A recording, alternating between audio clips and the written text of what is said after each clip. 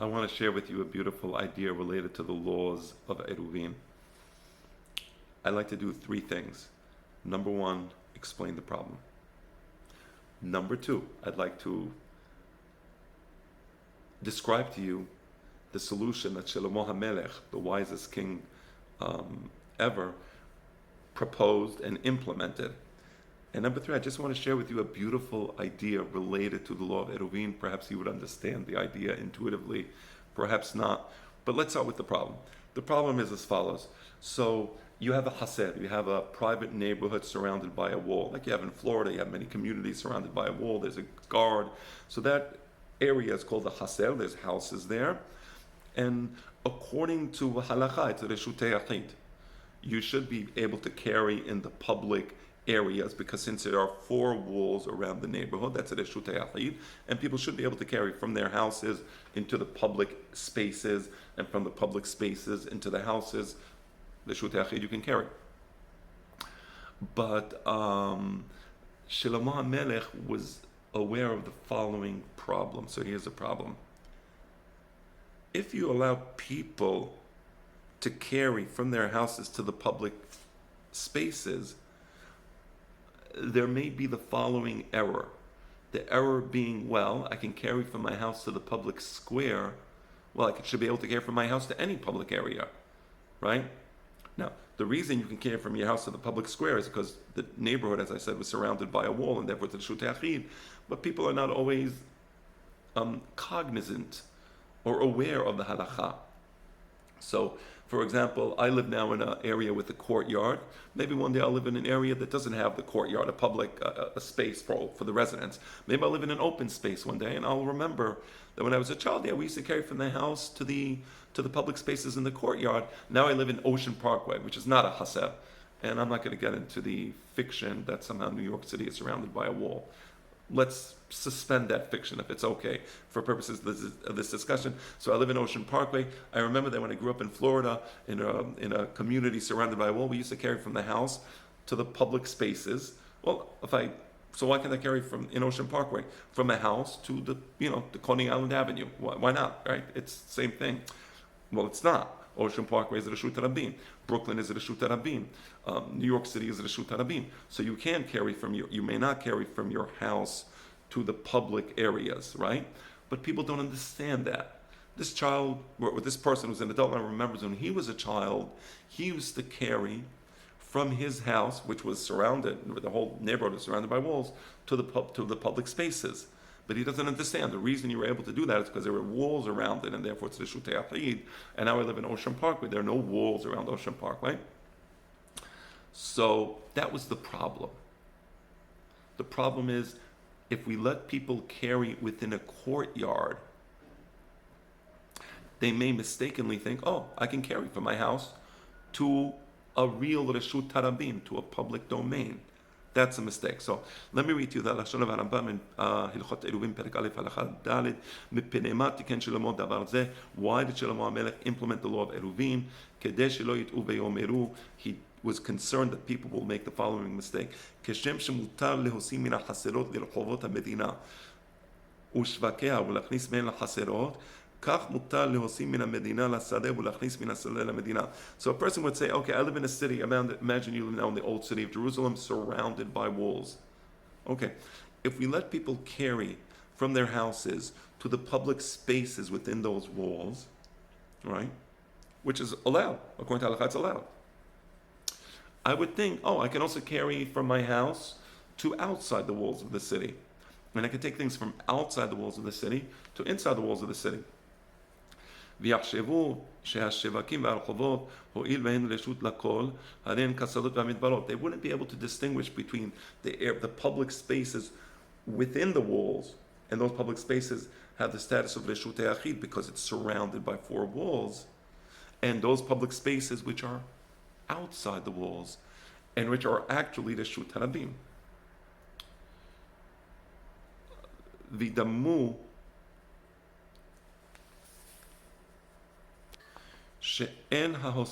they would think that there is no isur on Shabbat to take things from reshutei yachid to reshutei rabim, or from reshutei rabim to reshutei yachid. They would think that law doesn't exist. They would think, oh yeah, I can carry from reshut harabim to reshut yachid. So you see the problem? So the problem is very clear. Again, just imagine somebody grew up in Florida, in a gated community. The gated community has a status of reshut yachid. There's public spaces in the gated community. He remembers as a child, oh yeah, we used to carry from the house to the public spaces, if there was no law of Erub, right? Well, now let's say he lives in Brooklyn. So he moves to Brooklyn. I'm going to carry from my house to the public spaces in Brooklyn. What's the difference? Well, of course, we know the difference. The difference is Brooklyn does not have a wall around it. The area in Florida that the person lived in, had a wall around it. It was a gated community. That's the problem. So Shlomo HaMelech, understanding human psychology, understanding how people are liable to make an error of this nature. He was the king of the Jewish people. He was also the head of the Sanhedrin. He decides to make a special law.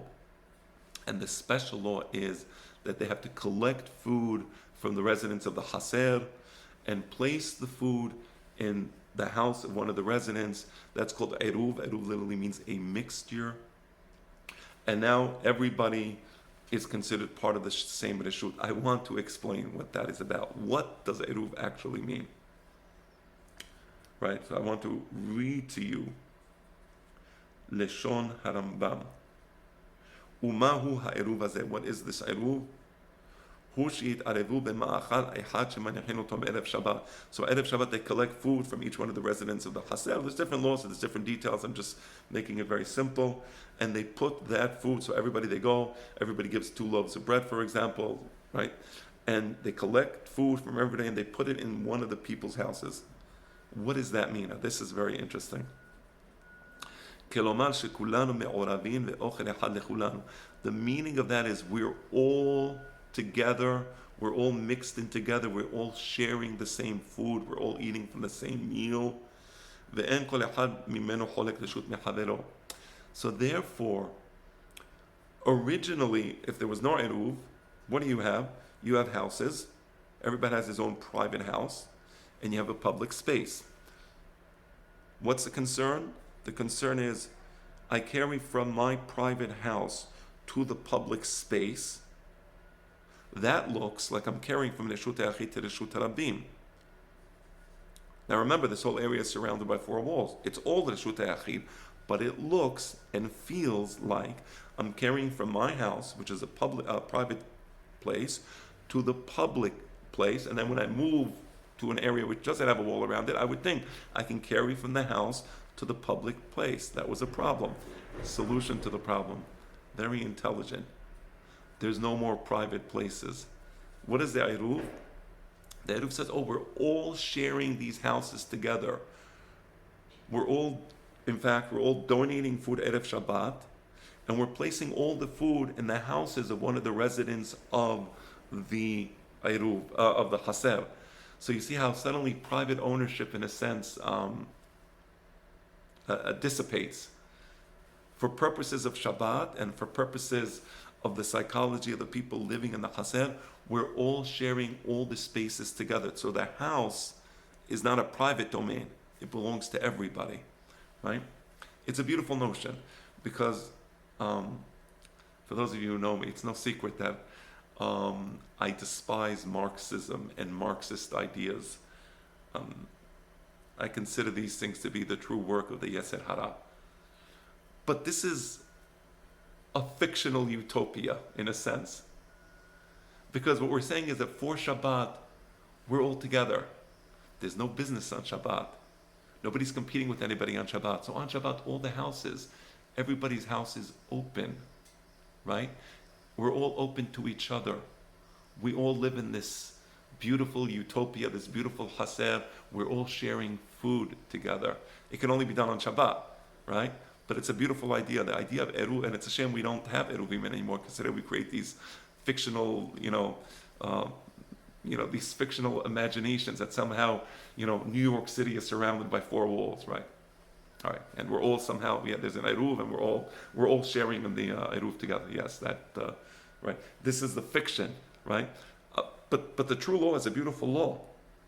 The true law is, it's lovely. It's a lovely feeling. It engenders a certain feeling of brotherhood and openness and beautiful values, right?